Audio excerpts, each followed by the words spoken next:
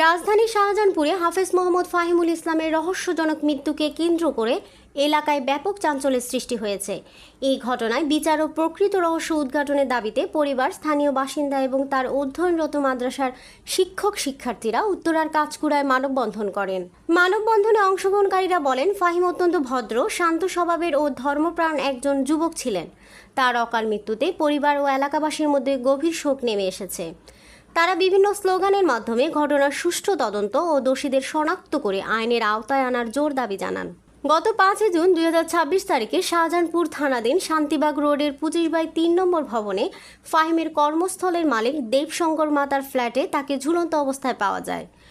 মালিক দেবশঙ্কর মাতার ভাষ্য মতে মৃত্যুর আগে ফাহিম ভিডিও কলে তাকে ফাঁসির দড়ি দেখিয়েছিলেন। পরে তিনি জাতীয় জরুরি সেবা 999-এ কল করলে পুলিশ ঘটনাস্থলে গিয়ে মরদেহ উদ্ধার করেন। তবে এই ঘটনাকে ঘিরে একাধিক প্রশ্ন ও বিতর্কের সৃষ্টি হয়েছে। অভিযোগ রয়েছে, থানার নিকটবর্তী হওয়া সত্ত্বেও পুলিশ ঘটনাস্থলে পৌঁছাতে প্রায় 3 ঘন্টা সময় নেয়। এছাড়া ঘটনাস্থলে উপস্থিত পুলিশ সদস্যরা প্রয়োজনীয় সুরক্ষা ব্যবস্থা ছাড়াই মরদেহ স্পর্শ করেন, তার সত্যতা পাওয়া গেছে। আরও অভিযোগ রয়েছে যে এসআই সিয়াম নামে এক পুলিশ সদস্য মৃত ফাহিমের চোখ খুলে তার আইফোনের পাসওয়ার্ড আনলক করার চেষ্টা করেন, যার ভিডিও ফুটেজে সংরক্ষিত আছে। এদিকে ঘটনাস্থল থেকে পুলিশ 3টি মোবাইল ফোন জব্দ করেছিল বলে জানা গেছে। পরবর্তীতে এসআই সিয়াম জানান, জব্দ করা আলামতের মধ্যে একটি মোবাইল ফোন হারিয়ে গেছে।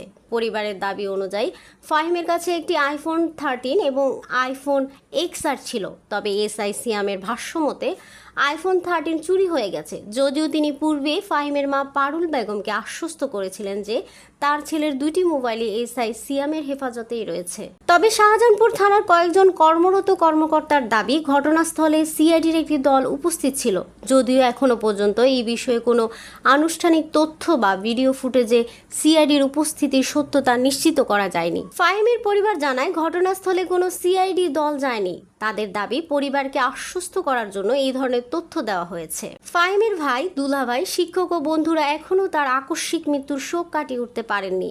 তাদের ভাষ্য, ফাহিম হয়তো এমন কোনো গুরুত্বপূর্ণ তথ্য বা গোপন বিষয়ের সাক্ষী ছিলেন যা কারো স্বার্থের পরিপন্থী হতে পারে। তাই তারা ঘটনার নিরপেক্ষ তদন্তের মাধ্যমে প্রকৃত রহস্য উদ্ঘাটনের জোর দাবি জানিয়েছেন। এই বিষয়ে ফাহিমের পরিবার মাননীয় প্রধানমন্ত্রী, স্বরাষ্ট্র মন্ত্রণালয়, বাংলাদেশ পুলিশ, র্যাব সহ সংশ্লিষ্ট সকল সংস্থার প্রতি ঘটনার সুষ্ঠু ও নিরপেক্ষ তদন্তের আহ্বান জানিয়েছেন এবং দোষীদের দ্রুত শনাক্ত করে দৃষ্টান্তমূলক শাস্তির দাবি জানিয়েছেন।